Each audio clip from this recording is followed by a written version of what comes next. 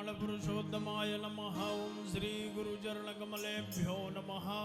राधा मेरी मात है, पिता मेरे घनश्याम, इन दोनों के चरणों में मेरा कोटि कोटि प्रणाम। मेरा कोटि कोटि प्रणाम, मेरा कोटि कोटि प्रणाम। आए हो तो प्रेम से लो हरि का नाम, सब भक्तों को अनिरुद्ध की जय जय राधे श्याम। जय जय राधे श्याम, जय जय राधे श्याम, जय जय सीताराम। जय श्री कृष्णा, जय गौरी गोपाल, राधे राधे। कैसे हैं आप लोग? आप सब अच्छे रहें, सदा आप पर बिहारी जी की भगवान की कृपा बनी रहे। इन्हीं मंगल कामनाओं के साथ कथा में प्रवेश करते हैं। इस कथा में आयोजक बनकर के सत्कर्तार एडिक्शन किलर नशा मुक्ति भारत अभियान डॉक्टर हिंदिका भगत जी। आप डॉक्टर हैं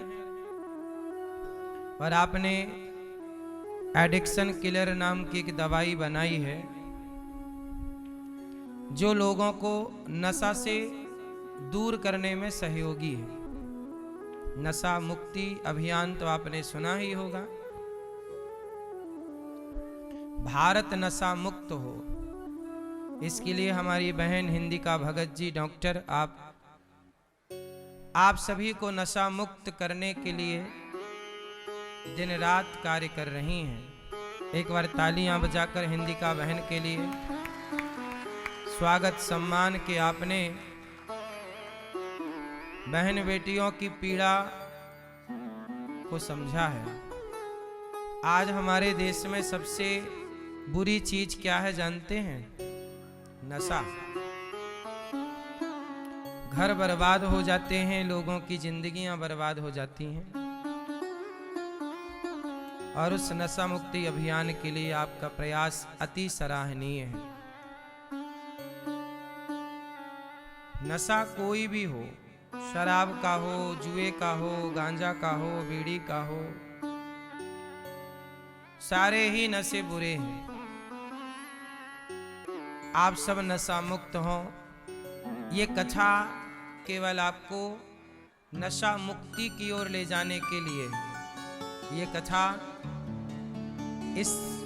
इन दिनों हम आपसे चर्चा करेंगे किस तरह से हम और आप नशा से दूर हो सकते हैं।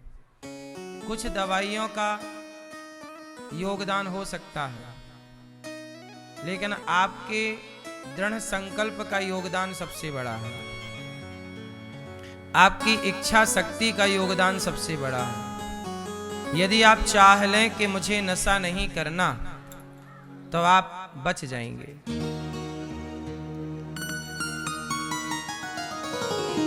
गुरु का काम है, टीचर का काम है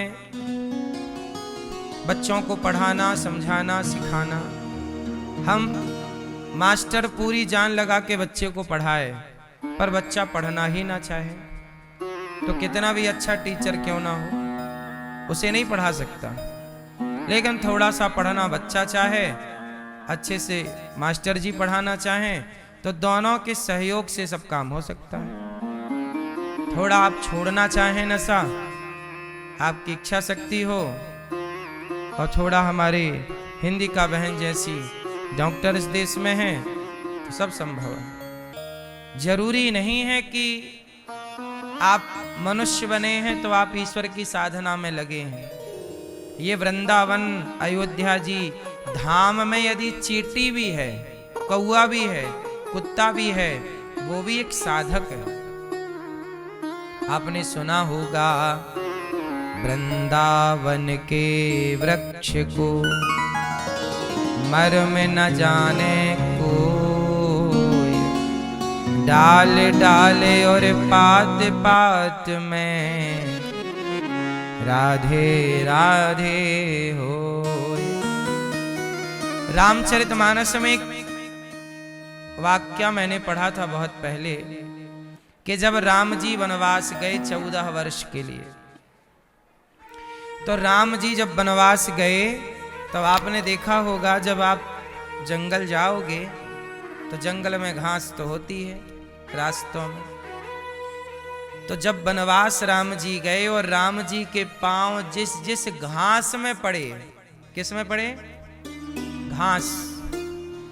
कहते हैं उस घास ने, वो घास भी कोई घास नहीं है, जन्म जन्म के तपस्या करने वाले साधक हैं।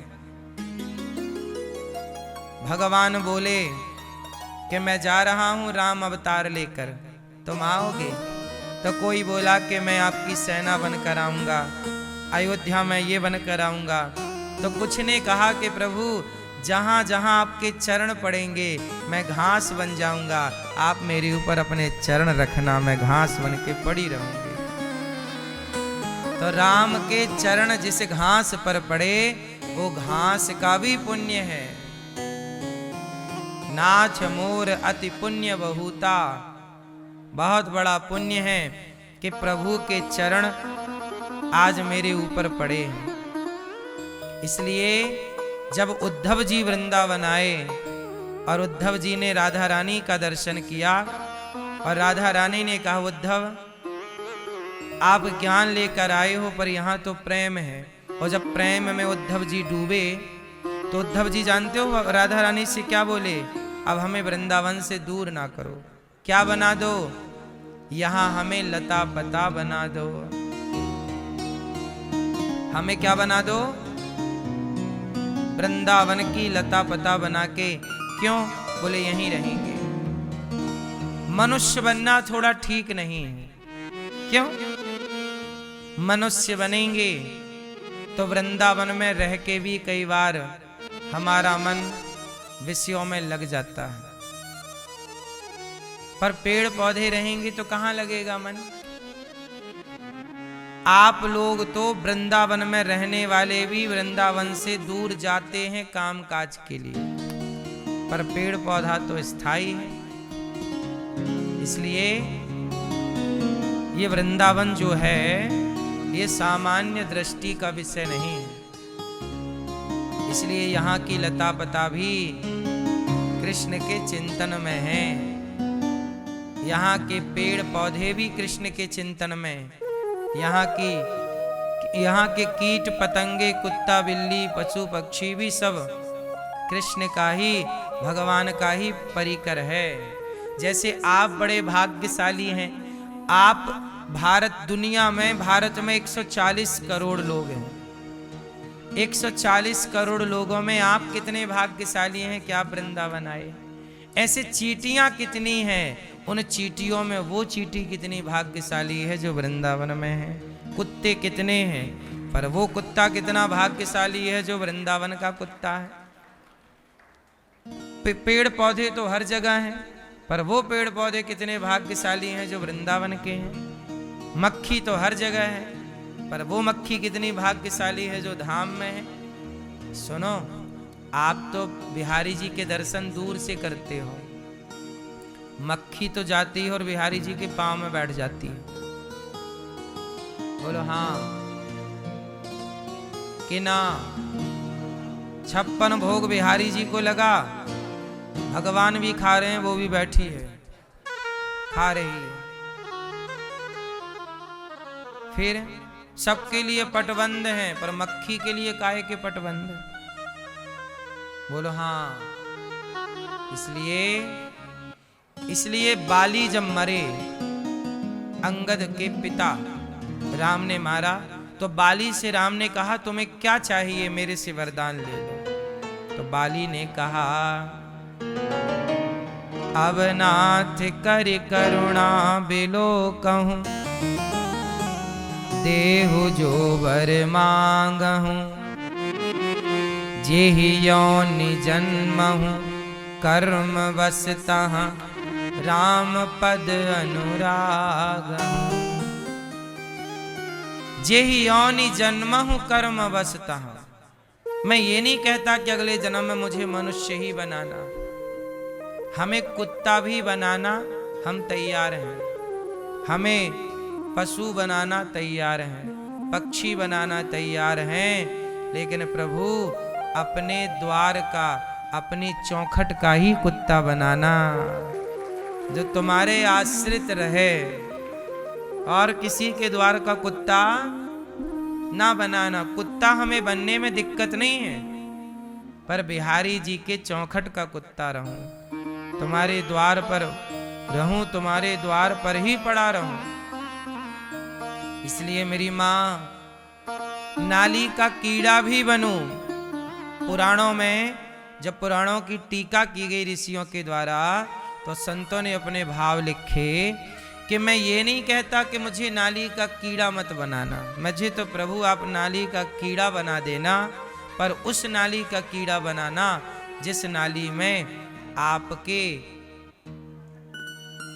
स्नान का जल, आपके भक्तों का, आपके प्रसाद को, जब भक्तजन आपका प्रसाद पाते हैं तो प्रसाद पाके भक्त लोग हाथ नहीं धुलते, साधु संत, तो जिस नाली से आपका या आपके भक्तों का जूठन गुजरता हो, जूठ खाने के बाद हाथ धुलने का पानी गुजरता हो, उस नाली का कीड़ा बना देना। हम ये थोड़ी कहते हैं कि हमें मनुष्य ही बनाओ, नहीं, भगवान पर कोई भार नहीं बनना चाहते हम अपनी शर्तें नहीं रखना चाहते। जहां हम अपनी शर्त रख देते हैं ना, वहां प्रेम नहीं होता, वहां व्यापार हो जाता है। हम ये नहीं कहते कि बिहारी जी हमें ये दे दो, नहीं, हम आपसे क्यों कहेंगे, हम तो आपके नौकर हैं, और नौकर कभी मालिक को आदेश नहीं करता, नौकर तो सदा आदेश का पालन करता है। हम भगवान से ये नहीं कहेंगे कि प्रभु हमें ये दे दीजिए, नहीं प्रभु, हम आपके दास हैं, आपके आश्रित हैं, जो आप देंगे हमें वो स्वीकार है। हमें आप कुत्ता योनि देंगे, मनुष्य योनि देंगे, महल देंगे, झोपड़ी देंगे, अमीरी देंगे, गरीबी देंगे, हमें वो पसंद है, क्योंकि हम नौकर हैं, और नौकर का ये अधिकार नहीं है कि वो मालिक को आदेश करे। अच्छा एक बात बताओ, भरत जी चित्रकूट आए, राम को लेने आए थे कि नहीं? बोलो हाँ, आए। तो राम को लेने आए थे तो लेकर गए क्यों नहीं? आप कहोगे कि राम जी गए नहीं ना, राम जी ने कह दिया कि भरत मैं तेरा हूं, तेरे प्रेम में बिक चुका हूं, तूने मेरे से इतना प्रेम किया, मैं तेरे प्रेम में बिक गया हूं भरत, अब तू जो कहेगा मैं करूंगा, तू कहे तो मैं चलूं, तू कहे तो मैं ना चलूं। अब निर्णय किसके हाथ में हो गया? भरत जी के। और जब भरत जी के पक्ष में निर्णय चला गया, तो भरत जी ने ये क्यों नहीं कहा कि चलो अयोध्या, ये क्यों कहा कि चरण पादुका ही दे दो? भरत जी ये कह देते कि चलो आप, मैं कहता हूं चलो। भरत जी ने कहा नहीं, मैं आपका दास हूं, और दास स्वामी भगवान ने पहले अपनी पूरी बात रखी। पूरी बात क्या रखी कि देख भरत, मेरे पिता की मृत्यु हो चुकी है, यदि मैं अब वापस गया अयोध्या तो मेरा मरा हुआ पिता क्या सोचेगा? वाह राम, जब तक मैं जिंदा था मैं चिल्लाता रहा राम मत जाओ, राम मत जाओ, राम 7 दिन बाद आ जाना, 14 दिन बाद आ जाना, मुझे छोड़ के ना जाओ, मैं मर जाऊंगा। जब तक बाप जिंदा था तो बाप की तो राम ने सुनी नहीं, और बाप मर गया तो तुरंत वापिस अयोध्या जी आ गए। तो तुम ही बताओ भरत, क्या हमारे पिता और जगत हमें सही ठहराएगा? हम वापस चले गए तो लोग क्या कहेंगे कि जब भगवान ने अपने पिता की आज्ञा का पालन नहीं किया तो सामान्य लोग कौन सी आज्ञा का पालन करेंगे। फिर भी भरत देख, मैंने अपनी सारी बात रख दी, लेकिन इन सारी बातों को अलग कर, लेकिन भरत मैं तुम्हारे प्रेम के आगे नतमस्तक हूं। तुम्हारे प्रेम ने मुझे जीत लिया है। अब तुम जो कहोगे, समाज मुझे अपमान दे, सम्मान दे, अच्छा कहे, बुरा कहे, मैं इसकी परवाह नहीं करता। अब मेरा भरत जो कहेगा मैं वो करूंगा। तब भरत जी ने कहा, ठीक है, आप अपनी पादुका दे दीजिए। भरत जी ने क्यों नहीं कहा कि चलो। भरत जी कहते हैं कि स्वामी, आप स्वामी हैं, मैं आपका दास हूं, और दास का अधिकार स्वामी की आज्ञा का उल्लंघन करना नहीं है। यदि स्वामी का मन वनवास में रहने का है तो दास वही स्वीकार करेगा। यदि मैं जबरदस्ती अपने अधिकार वश आपको अयोध्या जी ले जाऊं तो मैं प्रेमी कहाँ हूं, मैं तो स्वार्थी हो गया ना। और प्रेम यही है, सामने वाले की प्रसन्नता में प्रसन्न रहना ही प्रेम है। हम आपको अपने हिसाब से चलाएं ये प्रेम नहीं है, आपके हिसाब से चलें ये प्रेम है। आपको अपनी शर्तों में बांध दें ये प्रेम नहीं है, आपकी शर्तों में बंध जाएं ये प्रेम है। आजकल का व्यक्ति क्या करता है, भगवान को अपनी शर्तों में बांध लेता है। हे भगवान, हमारा काम हो जाएगा, हम 1.25 किलो लड्डू चढ़ाएंगे। 1.25 किलो लड्डू भी कब चढ़ाएंगे, जब काम हो जाएगा। तो आपने तो अपनी शर्तों में बांध लिया। ये प्रेम नहीं है, ये बिजनेस है, ये व्यापार है। भगवान से व्यापार ना करो। संसार बैठा है ना व्यापार के लिए, संसार से खूब व्यापार करो। जगत से व्यापार करना चाहिए, पर भगवान से प्यार करना चाहिए।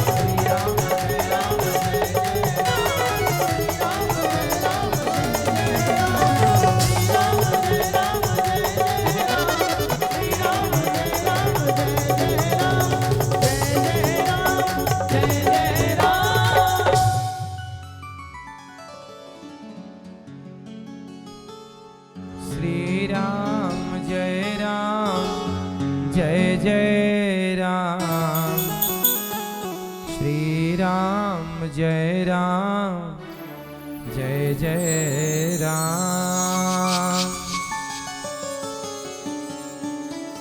बोलिए भक्त वत्सल भगवान की, वृंदावन धाम की, यमुना मैया की जय जय श्री राधे। आए हुए सभी भक्तों का बहुत बहुत स्वागत, वंदन, सबका बहुत बहुत अभिनंदन। सबको जय श्रीमन नारायण, जय श्री कृष्णा, जय गौरी गोपाल, राधे राधे। कैसे हैं आप लोग? आप सब अच्छे रहें, सदा आप पर बिहारी जी की भगवान की कृपा बनी रहे। इन्हीं मंगल कामनाओं के साथ कथा में प्रवेश करते हैं। इस कथा में आयोजक बनकर के सत्कर्तार एडिक्शन किलर नशा मुक्ति भारत अभियान डॉक्टर हिंदिका भगत जी। आप डॉक्टर हैं और आपने एडिक्शन किलर नाम की एक दवाई बनाई है जो लोगों को नशा से दूर करने में सहयोगी है। नशा मुक्ति अभियान तो आपने सुना ही होगा। भारत नशा मुक्त हो, इसके लिए हमारी बहन हिंदिका भगत जी डॉक्टर आप सभी को नशा मुक्त करने के लिए दिन रात कार्य कर रही हैं। एक बार तालियां बजाकर हिंदिका बहन के लिए स्वागत सम्मान के आपने बहन बेटियों की पीड़ा को समझा है। आज हमारे देश में सबसे बुरी चीज क्या है जानते हैं? नशा। घर बर्बाद हो जाते हैं, लोगों की जिंदगियां बर्बाद हो जाती हैं। और उस नशा मुक्ति अभियान के लिए आपका प्रयास अति सराहनीय है। नशा कोई भी हो, शराब का हो, जुए का हो, गांजा का हो, बीड़ी का हो, सारे ही नशे बुरे हैं। मैया आप पीती हो शराब? नहीं?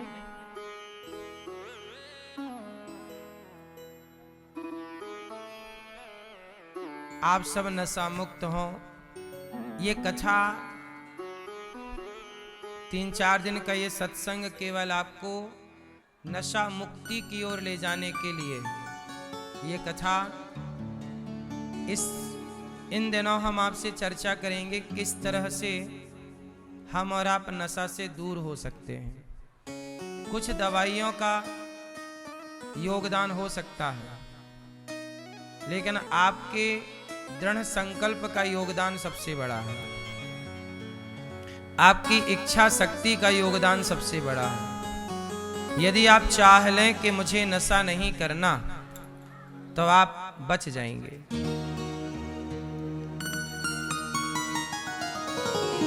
गुरु का काम है, टीचर का काम है बच्चों को पढ़ाना, समझाना, सिखाना। हम मास्टर पूरी जान लगा के बच्चे को पढ़ाए, पर बच्चा पढ़ना ही ना चाहे, तो कितना भी अच्छा टीचर क्यों ना हो, उसे नहीं पढ़ा सकता। लेकिन थोड़ा सा पढ़ना बच्चा चाहे, अच्छे से मास्टर जी पढ़ाना चाहें, तो दोनों के सहयोग से सब काम हो सकता है। थोड़ा आप छोड़ना चाहें नशा, आपकी इच्छा शक्ति हो, और थोड़ा हमारी हिंदिका बहन जैसी डॉक्टर इस देश में हैं, तो सब संभव है। आप ठीक हो? शराब पीते हो? नहीं? आगे पियोगे? जिस व्यक्ति को भविष्य बिगाड़ना है वो क्या करे? वो अपना नशा शुरू करे। जिसे भविष्य बिगाड़ना है वो क्या करे? नशा शुरू करे। और जिसे भविष्य उज्जवल करना है, सुधारना है, वो नशा को छोड़े। आप लोग वृंदावन आए हैं, वृंदावन का दर्शन किया आप लोगों ने? क्या क्या देखा? एक बहन आके हमसे बोली कि गुरुजी वृंदावन में गंदगी बहुत है। देखो, वृंदावन बहुत छोटी सी जगह है, यहाँ लाखों लोग रोज आते हैं। छोटा सा वृंदावन है। वृंदावन में जब आप आओ तो आपकी भी जिम्मेदारी है कि आप भी यहाँ कचरा ना फैलाओ। लोग आते हैं, गुटखा खा के थूक देते हैं, बीड़ी पी के, सिगरेट और बीड़ी कहीं भी पी के फेंक देते हैं। इस दृष्टि से तो ये आपकी भी जिम्मेदारी है कि आप इसे साफ सुथरा रखें। लेकिन एक बात और है कि वृंदावन को बाहरी दृष्टि से देखा जाएगा तो माना कि सड़क में, फुटपाथ पे, यहाँ वहाँ कुछ गंदगी दिखाई दे सकती है, लेकिन ये बाहर की बात है। यदि भीतर की दृष्टि से, भाव की दृष्टि से यदि वृंदावन को देखा जाए तो वृंदावन सबसे अधिक पवित्र है, स्वच्छ है। कहाँ से स्वच्छ है वृंदावन? आप वृंदावन आते हो 2 दिन के लिए, 4 दिन के लिए, तो आपको ये बाहरी चीजें नजर आ जाती हैं। अरे देखो यहाँ गंदगी है, ये सड़क गंदी है। ये तो लोगों की अपनी जिम्मेदारी है कि वो साफ सुथरा करें। हर शहर को करना चाहिए। हर शहर के नागरिक को, भारत के प्रत्येक नागरिक का धर्म है कि आप सड़कों को, रास्तों को गंदा ना करें। सही है, ये सबकी जिम्मेदारी है। लेकिन हम बात वृंदावन की यदि करें तो वृंदावन इन बाहर की चर्म चक्षुओं से नहीं देखा जा सकता। वृंदावन को समझना है, थोड़ा वृंदावन में रहो, वृंदावन में रह करके और प्रेम से भगवान का चिंतन करो। यदि वृंदावन आके भी आप कुसंग में लग गए, निंदा चुगली में लग गए, तो वृंदावन को समझ ना पाओगे। वृंदावन को समझना है तो सत्संग करिए।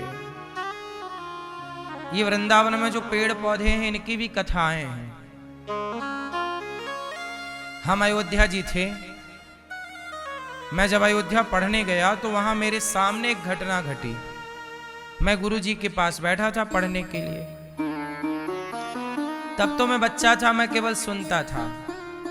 तो वहां गुरु जी के पास कोई आए और उन्होंने बताया कि सरयू के किनारे ना किसी का घर था, तो वहां एक सांप निकला।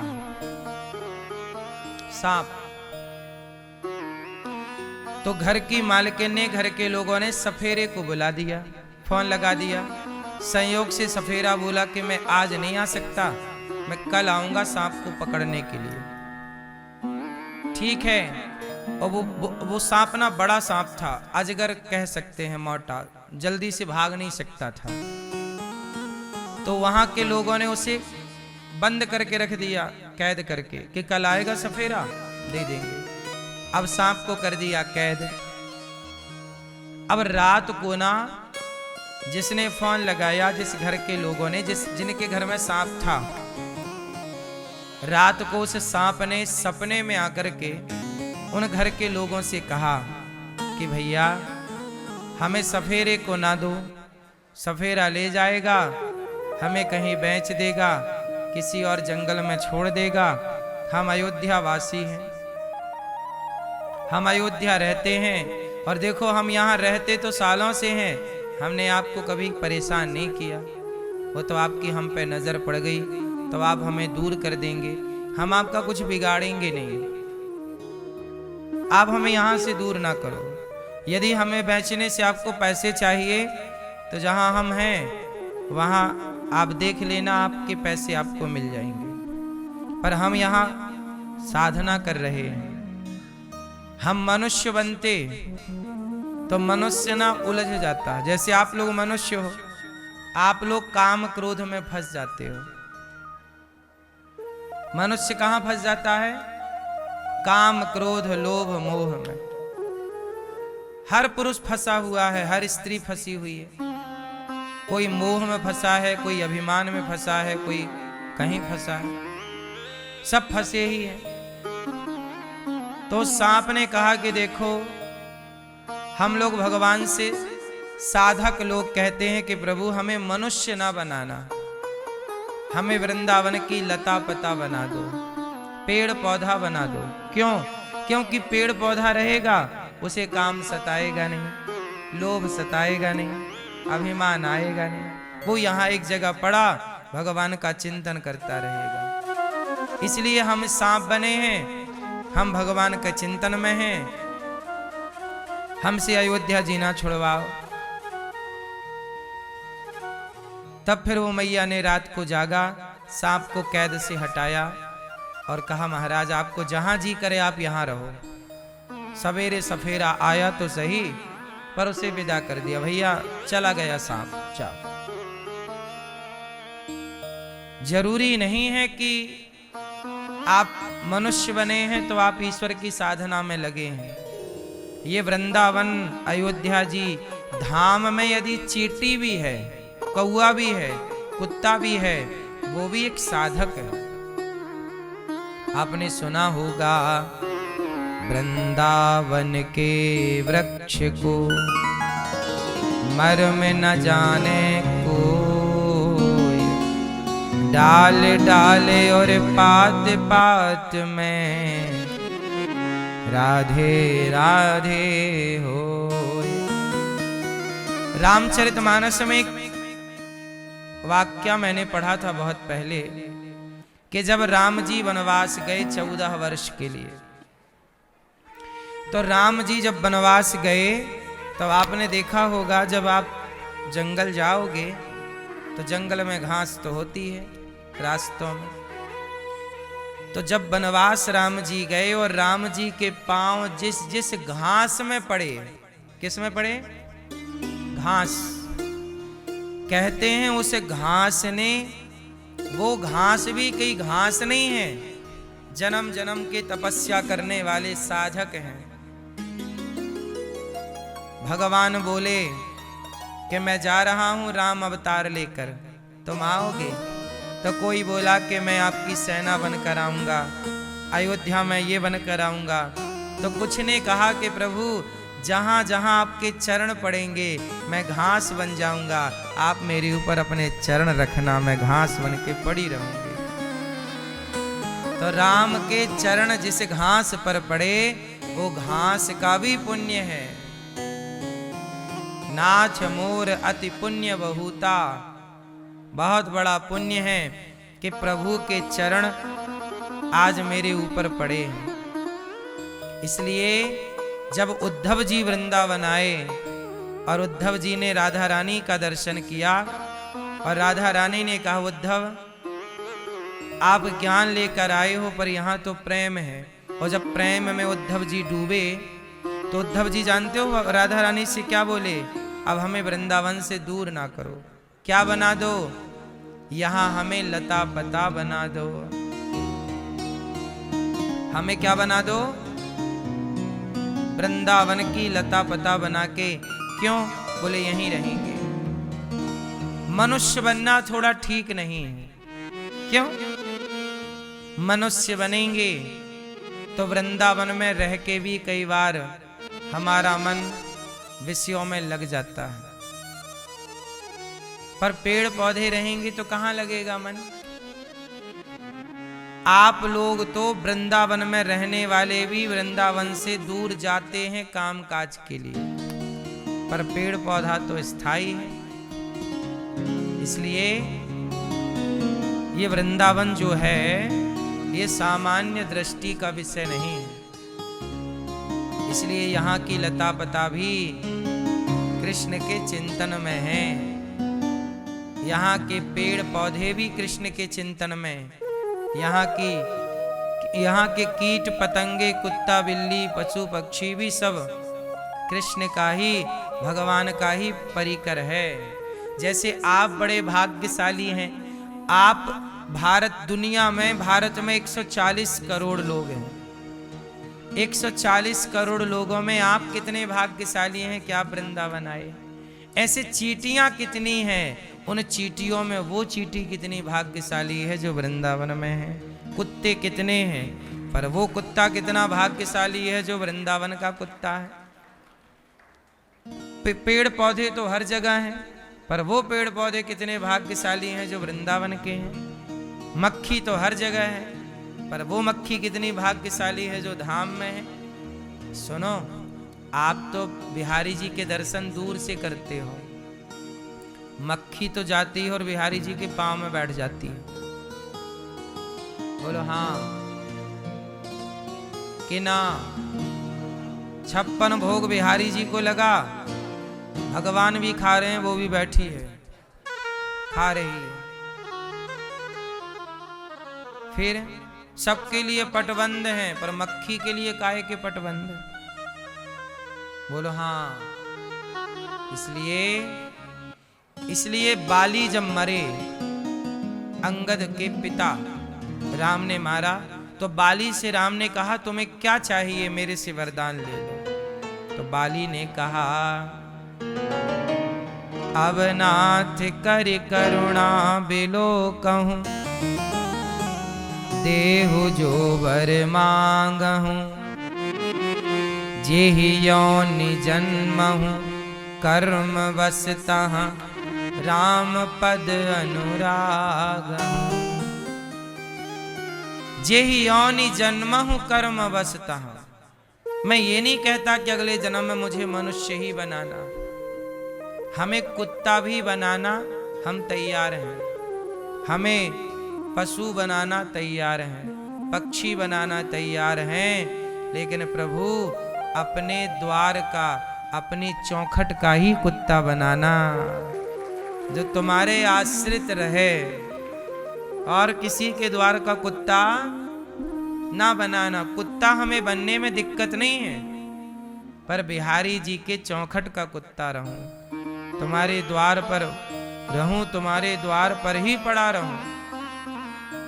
इसलिए मेरी मां, नाली का कीड़ा भी बनूं।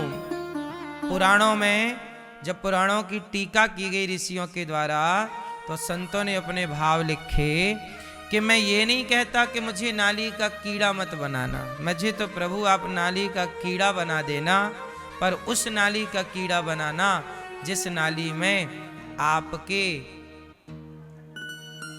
स्नान का जल, आपके भक्तों का, आपके प्रसाद को, जब भक्त जन आपका प्रसाद पाते हैं तो प्रसाद पाके भक्त लोग हाथ नहीं धुलते, साधु संत, तो जिस नाली से आपका या आपके भक्तों का जूठन गुजरता हो, जूठ खाने के बाद हाथ धुलने का पानी गुजरता हो, उस नाली का कीड़ा बना देना।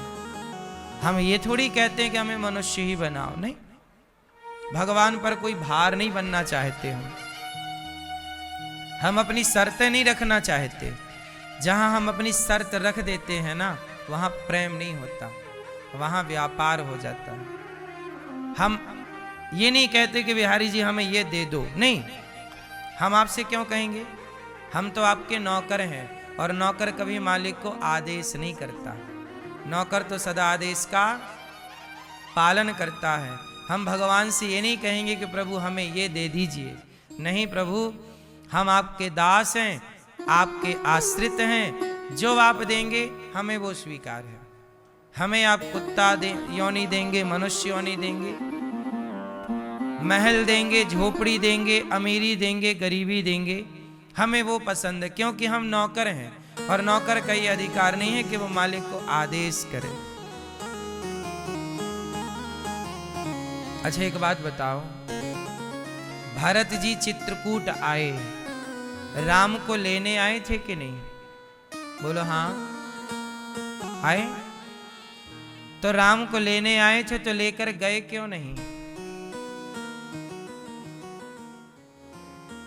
आप कहोगे कि राम जी गए नहीं ना,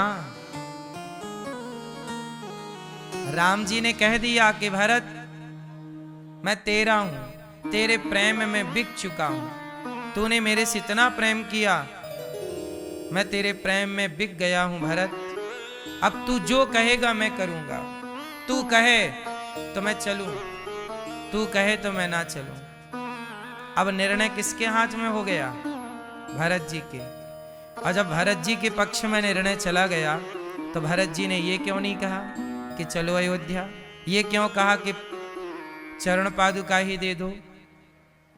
भरत जी ये कह देते कि चलो आप, मैं कहता हूं चलो। भरत जी ने कहा नहीं, मैं आपका दास हूं, और दास स्वामी भगवान ने पहले अपनी पूरी बात रखी। पूरी बात क्या रखी कि देख भरत, मेरे पिता की मृत्यु हो चुकी है, यदि मैं अब वापस गया अयोध्या तो मेरा मरा हुआ पिता क्या सोचेगा? वाह राम, जब तक मैं जिंदा था मैं चिल्लाता रहा राम मत जाओ, राम मत जाओ, राम 7 दिन बाद आ जाना, 14 दिन बाद आ जाना, मुझे छोड़ के ना जाओ। मैं मर जाऊंगा। जब तक बाप जिंदा था तो बाप की तो राम ने सुनी नहीं, और बाप मर गया तो तुरंत वापिस अयोध्या जी आ गए। तो तुम ही बताओ भरत, क्या हमारे पिता और जगत हमें सही ठहराएगा? हम वापस चले गए तो लोग क्या कहेंगे कि जब भगवान ने अपने पिता की आज्ञा का पालन नहीं किया तो सामान्य लोग कौन सी आज्ञा का पालन करेंगे?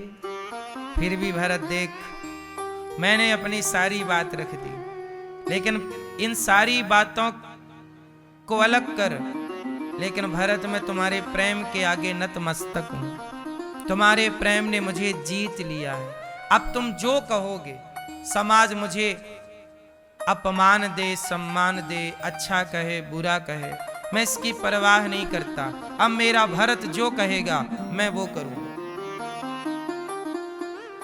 तब भरत जी ने कहा, ठीक है, आप अपनी पादुका दे दीजिए। भरत जी ने क्यों नहीं कहा कि चलो?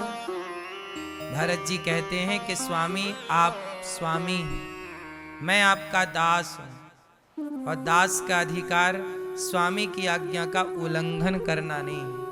यदि स्वामी का मन वनवास में रहने का है तो दास वही स्वीकार करेगा।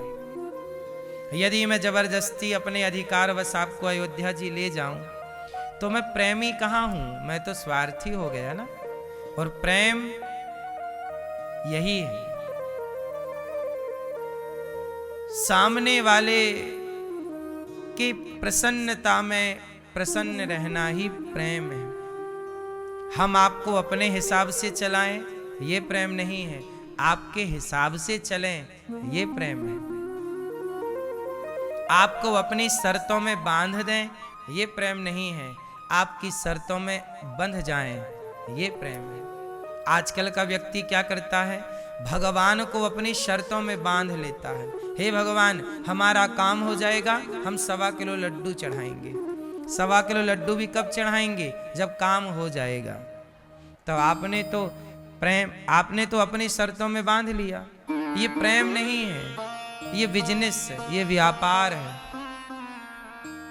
भगवान से व्यापार ना करो। संसार बैठा है ना व्यापार के लिए, संसार से खूब व्यापार करो। जगत से व्यापार करना चाहिए, पर भगवान से प्यार करना चाहिए।